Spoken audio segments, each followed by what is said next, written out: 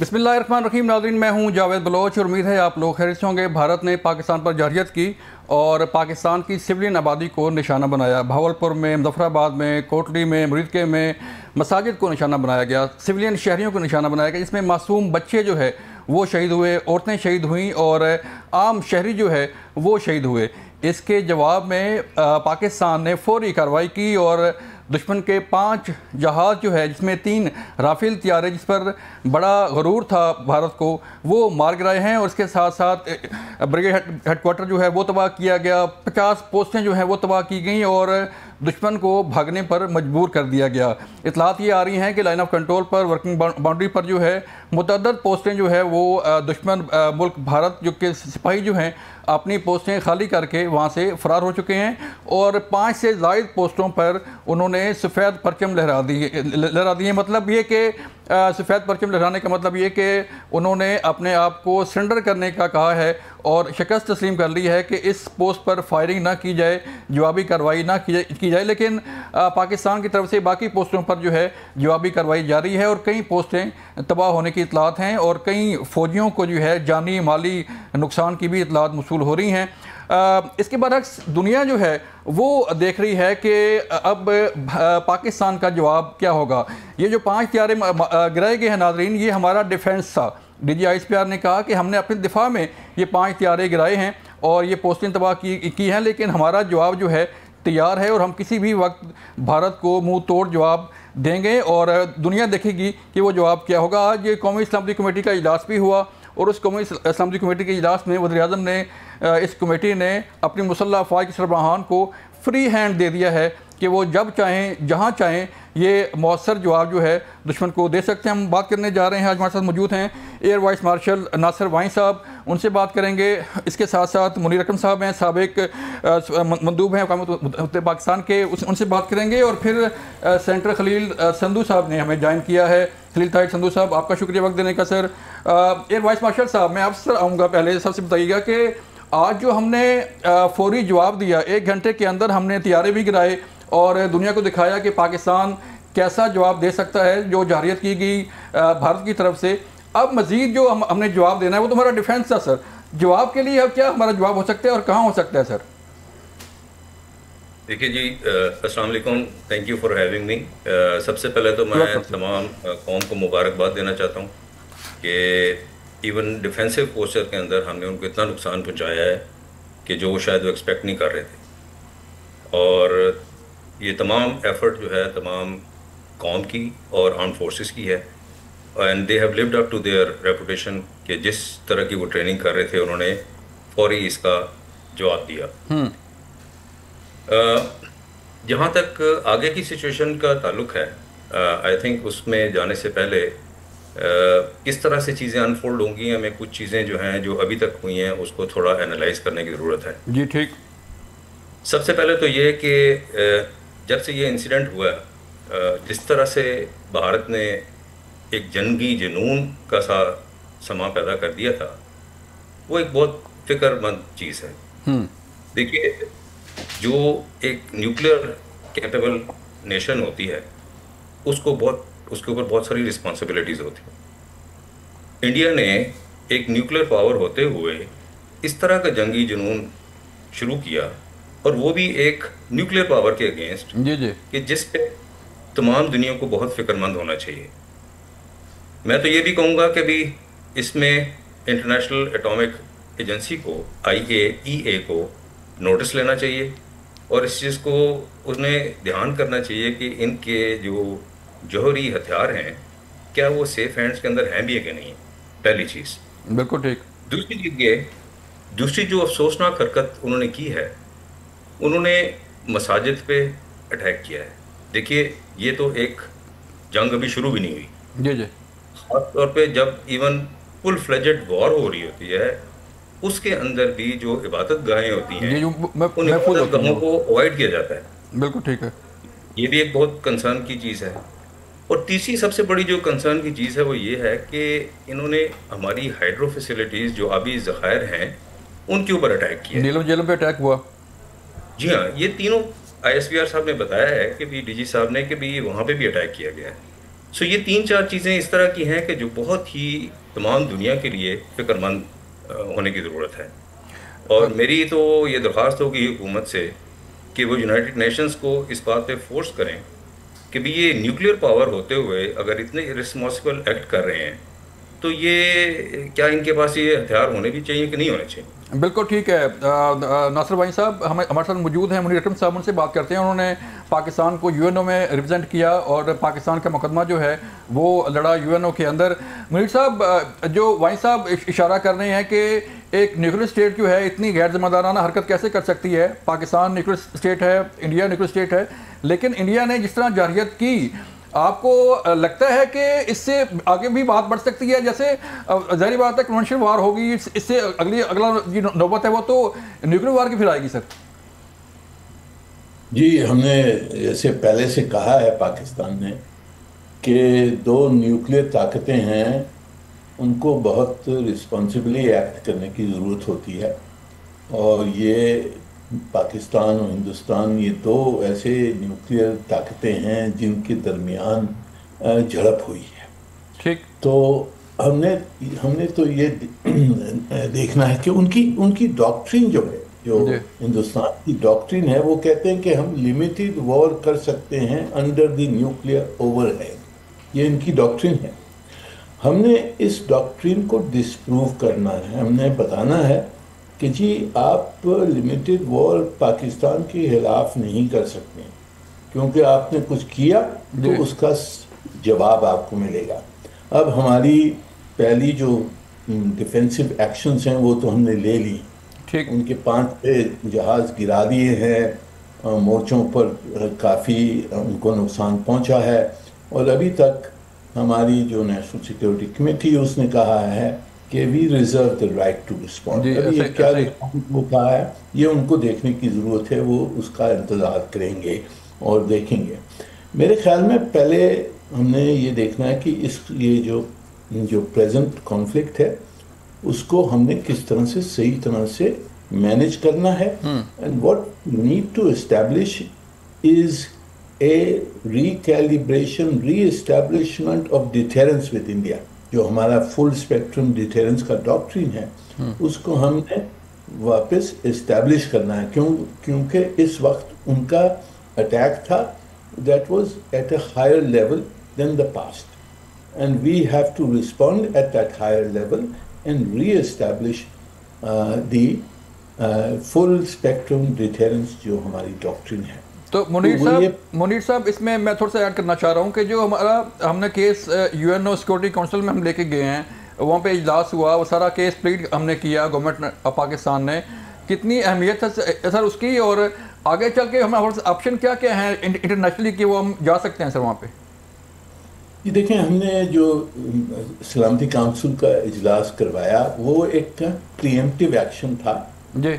हिंदुस्तान की कोशिश, जो दुनिया की कोशिश थी कि हिंदुस्तान को ये एक्शन से रुकाया जाए, उनको डिटर किया जाए कि ये मिलिट्री एक्शन ना लें। ठीक। पर वो डिटर नहीं हुए।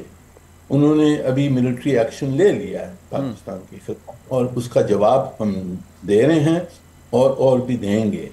तो हमने ये पहली चीज़, इमीडिएट जो चैलेंज हमारे पास है वो ये how to manage this conflict in a way that re-establishes deterrence। उसके बाद में जो कुछ हमने करना है, हमने जो बहुत अहम चीज़ें हैं जो उठी हैं इस वक्त, वो ये है कि इंडस वाटर्स ट्रीटी का जो लीगैलिटी उसको री-एस्टैब्लिश करना है।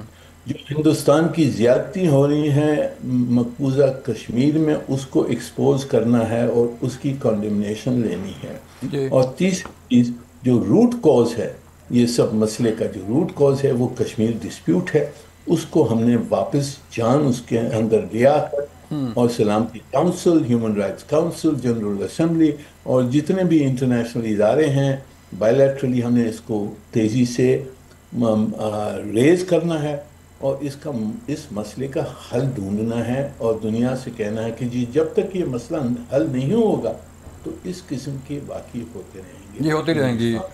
बिल्कुल ठीक है मुनीर साहब, मुझे एक ब्रेक के लिए कहा जा रहा है, मिलते हैं ब्रेक के बाद। और खलील साहब, मैं आपको ब्रेक के बाद लेता हूँ और पूछूंगा गवर्नमेंट क्या क्या करने जा रही है। ब्रेक के बाद मिलते हैं।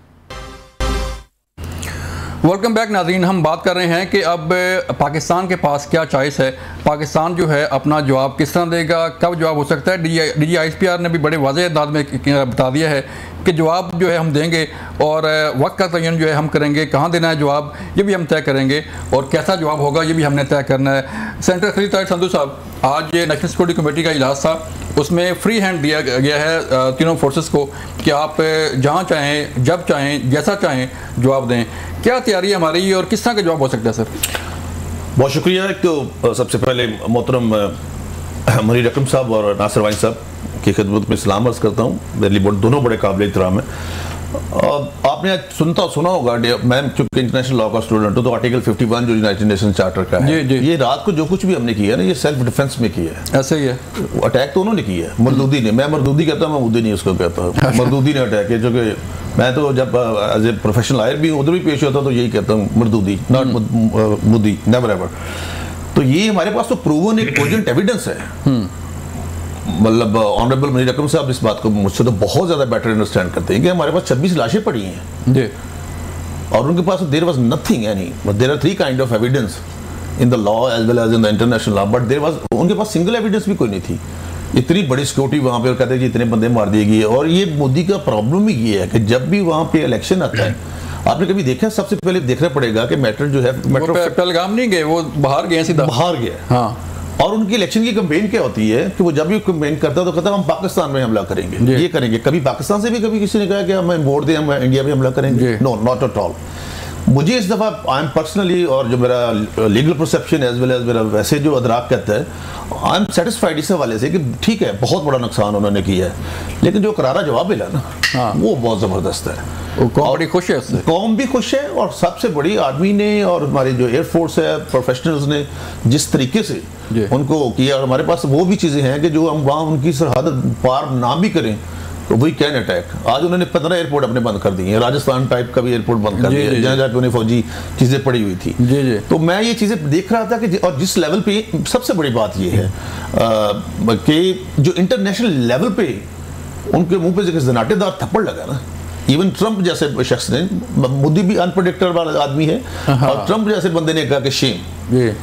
तो बाकी जो ममालिक हैं वो भी हमारे साथ इस हवाले से, और अभी बाकी ममालिक को, जिससे मनीर अकरम साहब फरमा रहे थे, लॉबिंग इस लेवल की, मेरी जाती रहे कि लॉबिंग इस लेवल की हो कि अब वो हमारे सालसी ना करें कोई भी, अब हमारा साथ दें, क्योंकि अटैकर वो है और काज ऑफ एक्शन हमारा बनता है। और वो सिर्फ करना क्या, सिर्फ बाहर के इलेक्शन के लिए। और ये बुचर ऑफ गुजरात भी इसको इसीलिए कहा जाता था। और एक हिंदुत्व जो सोच है, ये पाकिस्तान के मुसलमानों के और इवन दूसरी माइनॉरिटीज, आप देखिए ना, हमारे चर्चेस वहाँ पे गोयन कम्युनिटी है केरला में, और दूसरे पता नहीं कितने चर्चेस जला दिए, नन्स को जिंदा जला दिया, प्रीस्टों को जिंदा जला दिया। मैं रोमन कैथोलिक चर्च से मेरा तल्लक है। इस तरह सिखों पे बेचारों पे, भाई हमारे, उन पे कनाडा में जाके ओवरसीज टेररिज्म हो रहा है, कनाडा में हमले हो रहे हैं उन पे जाके, अमेरिका पे उन पे हमले हो रहे हैं। तो इसलिए अब मेरी जो जाती राय है, फिर जिस तरह से 370 इनका कॉन्स्टिट्यूशन ऑफ इंडिया है, और 35A जो 5 अगस्त को इन्होंने किया था 2019 में, एक एडमिटेड फैक्ट है कि ये अक़वाम मुत्तहिदा की रेजोल्यूशंस के मुताबिक ये मसला कश्मीर हल होगा। ये प्रूवन फैक्ट है। उन्होंने खुद ही अपने आइन में अमेंडमेंट कर ली। तो बिल्कुल उन्होंने सही फरमाया वानी साहब ने भी कि जब तक कश्मीर का मसला हल नहीं होगा। और अब मुझे लगता जो है कि जिस लेवल की सिफारतकारी हो रही है, जिस तरह कौम इकट्ठी हुई है, आज नेशनल असेंबली में भी, और हमारा भी जॉइंट सेशन आ रहा है, उसमें भी मैंने देखा है कि even the other party PTI ने भी, उसने बिल्कुल उन्होंने कहा जी आज हम कोई इख्तलाफी बात नहीं करेंगे, आज वी आर नेशन। और जब जंग हमेशा कौमें लड़ती हैं, ऐसे ही है। और फौज जो है वो हमारी फौज है ना, और हमारी फौज तो खुद हालांकि ये होता है शहादत के लिए पैदा होते हैं जब वो फौज में जाते हैं, या गाजी या शहीद, दोनों में से एक है, जो भी हो गया। तो ये बात उधर नहीं है, उधर कॉवर्डनेस है। और ये भी ये बुज़दिलाना फेल है जो उसने मरदूदी ने अटैक किया। ये इसलिए दो जनरल फर्क हो गए उनके जी, इसलिए 2 जनरल उन्होंने फर्क कर दिया। जी, फर्क कर दिया। इसलिए तो ये बिल्कुल मैं समझता हूँ कि आप कौम भी इकट्ठी है, आर्मी भी इकट्ठी है। बाकी जो जनरल साहब ने, चौधरी अरशद शरीफ साहब ने की थी, चौधरी अरशद साहब उनका, उन्होंने अहमद शरीफ साहब सॉरी, जो उन्होंने की थी अपना प्रेस ब्रीफिंग दी थी, आप भी उधर, मैंने आपको भी देखा था, दैट वाज वेरी पावरफुल। तो अब चाहिए ये कि ये जितनी भी एविडेंसेस हैं ये कोजेंट एविडेंस हैं, ये रिबट नहीं हो सकती। तो इनको as per the view and the Munir Akram साहब कि इनको इंटरनेशनल लेवल पे ह्यूमन राइट्स वॉच है, यूएन है, ब्रसेल्स है, यूएस है, वहां पे जाके इस लेवल पे किया जाए कि ताकि लोगों को भारत का असली चेहरा जो है वो सामने किया जाए, क्योंकि वो पहले प्रोपेगेंडा करता था, लोगों को अपने साथ मिलाता था। अब लोगों ने आप आज देखे कि वो आइसोलेशन में चला गया। ऐसे ही अब ऐसा नहीं होगा कोई ऐसे ही। नसर भाई साहब थोड़ा सा बताइएगा सर कौम को कि जो हमारे J-10C हैं या हमारी जो डिफेंस है, हमारा एयरफोर्स डिफेंस है, और जो एयरफोर्स के पास जो कैपेबिलिटी है वो तो सब बताइएगा कौम को। हर बंदा पूछ रहा है कि हमारे पास हमारे जो राफेल तैयारे उसके थे तो हमने उसे तबाह किया, हमारे J-10C थे हमारे पास, और बाकी जो चीज़ें हैं। तो हमारी तैयारी सर किस किस्म की तैयारी है, कितनी एडवांस टेक्नोलॉजी है हमारे पास, और कहाँ तक हम जा सकते हैं सर वहाँ? देखिए जी, जो वॉरफेयर है ना वो बहुत तब्दील हो चुकी हुई है जी। और अब जो जंगें होंगी या जो कोई स्क्रिमिशेस या कॉन्फ्लिक्ट होगा, पहले ज़माने में तो होता था कि कुछ हफ्तों के लिए जंग हुआ करती थी, बाज़ महीनों के लिए हुआ करती थी। अब ये जंग जो है ये बहुत कम वक्फे के लिए होगी। ख़ास तौर पे पाकिस्तान और इंडिया के तनाजुर में, जबकि दोनों जो हैं एक न्यूक्लियर पावर्स हैं, तो जो भी वॉर होगी एक तो वो स्विफ्ट और high attrition, high tempo war होगी, जो भी आगे सिचुएशन बनती है। गो के जैसे मुनीर साहब हमें समझा रहे थे या बेहतर फरमा रहे थे कि एक तो डिप्लोमेटिक फ्रंट पे जंग होगी, एक पॉलिटिकल फ्रंट पे जंग होगी, और एक मिलिट्री फ्रंट पे जंग होगी जी। ठीक। अब सबसे बड़ा सवाल ये है कि जी हमने डिफेंसिव एक्शन तो अच्छा ले लिया, तो जब हम जैसे हमने इस चीज़ का इरादा किया है कि भी हम एक ऑफेंसिव हमारे पास राइट मौजूद है जी, तो क्या होगा और कैसे होगा? देखिए, वॉरफेयर के अंदर सबसे इंपॉर्टेंट चीज़ होती है सरप्राइज। आप पीस टाइम के अंदर भी जो ट्रेनिंग कर रहे होते हैं उसके अंदर आप इंटेलिजेंस गैदरिंग करते हैं, उस इंटेलिजेंस गैदरिंग के बाद आप थ्रेट असेसमेंट करते हैं, ठीक है, और थ्रेट असेसमेंट के मुताबिक अपना एक रिस्पांस जो है वो क्राफ्ट करते हैं। बिल्कुल ठीक। तो ये जो हमारी बहुत सारे सेट्स जो है ना ऑलरेडी बने हुए हैं, तो हमने किस तरह से रिस्पॉन्ड करना है। अब ये तीनों सर्विसेज चीफ जो है जिनको खुला हाथ दे दिया गया है गवर्नमेंट की तरफ से, ये बैठेंगे, ये डिसाइड करेंगे कि किस तरह का रिस्पॉन्स देना है और किस टाइम पे रिस्पॉन्स देना है। देखिए, हमारी जो इंडिया के साथ हमें we should respect their capabilities also, although कि आज को इतनी सरफेस होकर कल रात को सामने नहीं आई, लेकिन अगर इंडिया एक बड़ा मुल्क है, हमारी आर्म फोर्सेस में भी 1:3 की रेशो है, और मैं हमेशा कहता हूं कि ये 1:3 की रेशो जो है ना बैटल ऑफ बदर में भी थी, लेकिन उसमें क्या हुआ था हम सबको पता है। और पाकिस्तान और इंडिया के तनाजुर में जब भी कोई कॉन्फ्लिक्ट हुआ है, चाहे वो 61 है, 71 है, कारगिल है, उसके बाद के जितने भी हुए हैं, इसी रेशो के साथ हमारी आर्म फोर्सेस ने परफॉर्म किया है। उसकी 2-3 बुनियादी वजह हैं।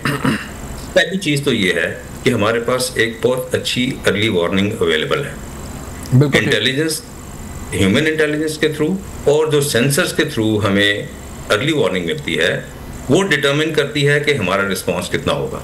हमें जितनी जल्दी पहले पता चल जाता है, हम उतना ही बेहतर रिस्पांस कर सकते हैं। दूसरी चीज़ जो फ़र्क है वो हमारी दोनों ख़ासतौर पे एयर फोर्सेस के अंदर ट्रेनिंग का है। देखिए, हमारे पास जो जहाज़ इस वक्त मौजूद हैं, 1983 से हम F-16 फ्लाई कर रहे हैं, 2007 से हम JF-17 फ्लाई कर रहे हैं, और J-10 को फ्लाई करते हुए हमें 2-3 साल हो गए हैं। सो अब इस टोटल एक्सपीरियंस को आप अगर जहन में रखें तो जस्ट इमेजिन कि हमारे पायलट्स, इंजीनियर्स, लॉजिस्टिशियन, इन सब के पास कितना इन सिस्टम के ऊपर एक्सपीरियंस है। Whereas अब वो रफेल की बात कर रहे हैं, उनको 1.5-2 साल हुए हैं, तो अभी जो उनकी ट्रेनिंग की हालत है वो आपने कल रात को देखी जी। ऐसा ही है। इसके बाद ट्रेनिंग के बाद सबसे बड़ा आगे इंपॉर्टेंट चीज़ होती है, वो है the type of strategy and doctrine that you follow and the type of leadership that you have at the moment. तो अल्हम्दुलिल्लाह इन तीनों एस्पेक्ट्स में, चाहे वो अर्ली वार्निंग है, चाहे हमारी कैपेबिलिटी है, चाहे हमारी लीडरशिप है, इसमें कोई दो राय नहीं है कि हम उनको हर फील्ड के अंदर बीट करते हैं। सो अल्लाह करे कि the better sense should prevail, but whenever, ये तो हमारी पॉलिटिकल और मिलिट्री लीडरशिप बहुत अरसे से उनको कह रही थी कि प्लीज़ आप जो है ना, और बहुत प्राइम मिनिस्टर साहब ने ख़ास तौर पे उनको ऑफर्स की कि भी हम न्यूट्रल इन्वेस्टिगेशन में भी शामिल हो जाएंगे, असिस्ट करेंगे। लेकिन अगर उन्होंने इस तरह का काम कर ही लिया है तो अब उनको दे शुड स्टार्ट गेसिंग कि हम कहाँ से उनको अटैक करेंगे और किस तरह से उनको ह्यूमिलेट करेंगे। ठीक है मुनीर साहब, ये जो अटैक हुआ है पाकिस्तान पर और जो सिविलियन आबादी को निशाना बनाया गया है, मसाजिद को निशाना बनाया गया है, कितना मजबूत केस है सर पाकिस्तान का? कैसे अगर हम दुनिया में लेके जाएं और दुनिया ऐसे सर कैसे देख रही है कि एक एक्ट ऑफ वार है और हमला किया गया पाकिस्तान के अंदर, बड़े जो मेन सिटीज़ हैं वहाँ पे आके उन्होंने अटैक किया और मिसाइल दागे और जो सिविलियन थे उनकी कैजुअलिटीज़ हुई, तो इसको सर कैसे पाकिस्तान प्लीड कर सकता है? जैसे आपने पहले भी कहा कि पाकिस्तान को प्लीड करने की ज़रूरत है और पाकिस्तान को साबित करने की ज़रूरत है। जी, इस वक्त हिंदुस्तान ने जो ये एक्शंस लिए हैं पिछले 12 रोज़ में, एक तरफ से एलिगेशन है विदाउट एविडेंस जी, फिर वायलेशन ऑफ इंटरनेशनल ट्रीटीज है, वाटर ट्रीटी को उन्होंने वायलेट किया है, उसके बाद में violation of the UN charter जिसके तहत ये अटैक किया उन्होंने जी जी, और चौथा violation of international humanitarian law जिस पे सिविलियंस को अटैक किया है और रिलीजियस साइट्स को अटैक किया है। तो ये सब खिलाफ वर्जियाँ हैं जो हमने दुनिया के सामने पेश करनी है और हम ये पेश कर रहे हैं और हमारा जो केस है वो काफ़ी मजबूत है। पर आप जैसे जानते हैं कि दुनिया जो चलती है वो पावर की बेसिस पे चलती है, ठीक, और बड़ी ताकतों को हमने साथ रखना है, इस वक्त तक हमारे साथ हैं वो, तो इसलिए हमारा जो भी एक्शंस होंगी और जो हमारी डिप्लोमेटिक स्ट्रेटजी होगी उसमें हमने यही देखना है कि हमने री-एस्टैब्लिश करना है डिटेरेंस, कि इस किस्म की चीज़ हिंदुस्तान वापस ना करे। ये एक पैरामीटर है हमारा रिस्पांस का। दूसरा पैरामीटर मेरे ख्याल में ये है कि हम एक रिस्पॉन्सिबल न्यूक्लियर ताकत हैं, ठीक, हम ये नहीं चाहते हैं कि एक न्यूक्लियर जंग हो, तो हमारा रिस्पांस उस पैरामीटर को भी देखकर होना चाहिए। और मेरे ख्याल में हमारी फौज में हमारी फोर्सेस में काबिलियत है कि ये पैरामीटर्स को रखते अपने सामने रिस्पांस।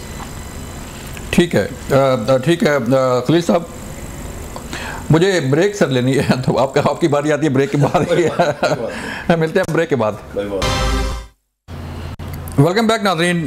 खलील साहब, सर जो अभी हालात चल रहे हैं, हम हालत जंग में हैं और हमने देखा कि कश्मीर हो, भावलपुर हो, लाहौर हो, इस्लामाबाद, पिंडी हो, तो लोग बाहर निकले हुए हैं, कोई पैनिक नहीं है। हमने देखा, हम फिरे हैं शहरों में और हमने लोगों से बात की है, जबकि इंडिया के हमला करने से पहले भारत में एक पैनिक की फिजा थी, खौफ था कि पता नहीं क्या होने जा रहा है, और उनका मीडिया चीख रहा था कि जो है वो जंग हो रही है, कि यहाँ मेम बन रही थी, लोग मजाक उड़ा रहे थे। और अब भी हमने देखा बड़े कूल तरीके से जो है बड़े आराम से लोग अपने कारोबार ज़िंदगी में मसरूफ़ हैं।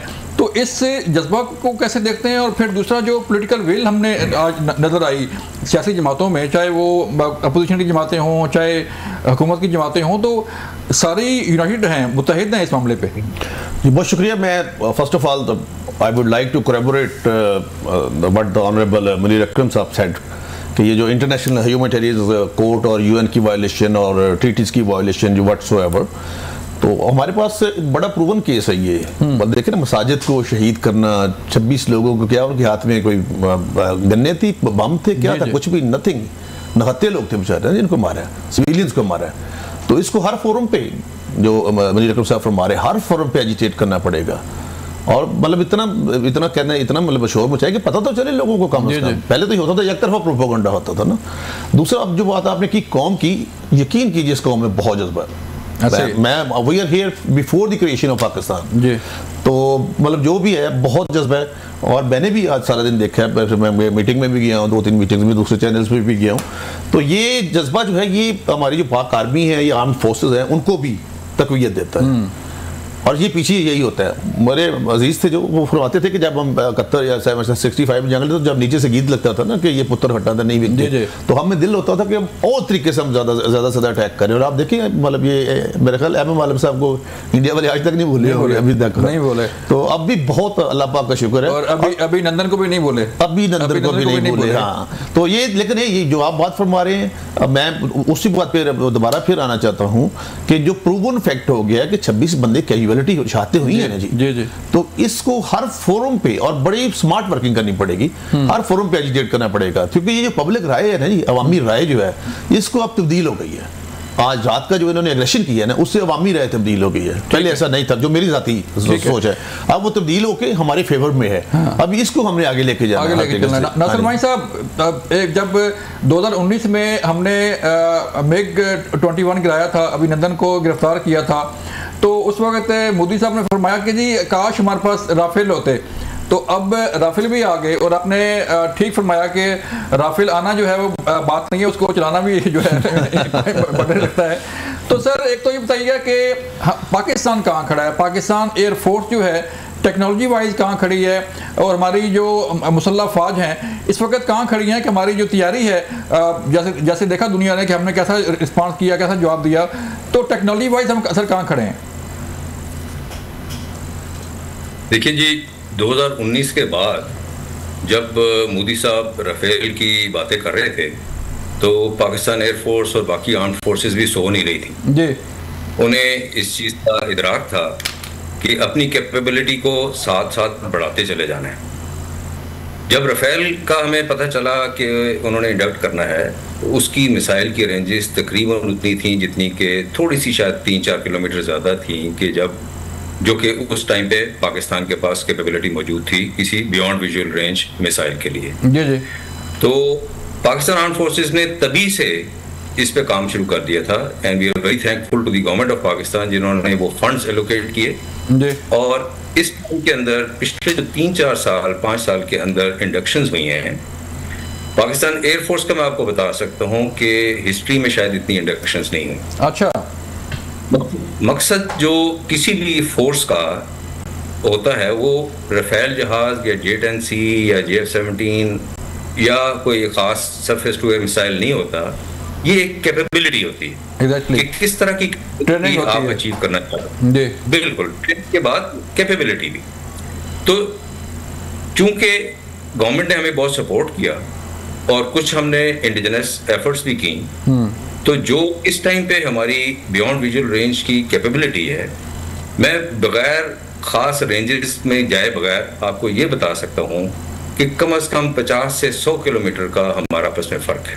अच्छा, जो लेटेस्ट उनके ऊपर मेट्योर या उन्होंने इंडिया ने एस्ट्रा मिसाइल भी जो DRDO ने खुद बनाया है, अगर वो भी लगा लें तो हमारे पास जो मिसाइल्स की कैपेबिलिटी है वो उनसे कहीं ज्यादा है, कहीं ज्यादा है। बिल्कुल सर जी जी हाँ, मैं आपको एग्जैक्ट फिगर नहीं दे रहा, मैं आपको कह रहा हूँ कम से कम मैं समझ रहा हूँ, मैं समझ रहा हूँ। अच्छा, आप ये देखिए कि जब एरियल वॉरफेयर खासतौर पे होती है तो उसमें सबसे बड़ा जो डिटेरेंस होता है वो है किसके पास पहले शूट करने की कैपेबिलिटी है, जिसको फर्स्ट शॉट कैपेबिलिटी कहा जाता है। बिल्कुल ठीक। तो अब हमारे अगर 50 से 100 जहाज के अंदर ये फर्स्ट शॉट कैपेबिलिटी हो, तो इंडिया ने तो हमारे 350 जहाज़ों 350-400 जहाज़ों को वही हिसाब रखना है कि भी ये हमें पहले मार देंगे। हाँ, सबसे पहली चीज तो ये है कि उनके जहन में पहले ही एक इन्फीरियरिटी कॉम्प्लेक्स पैदा हो गया है कि हम जिस दुश्मन से जो कि छोटा है हमसे साइज में बिल्कुल लड़ने जा रहे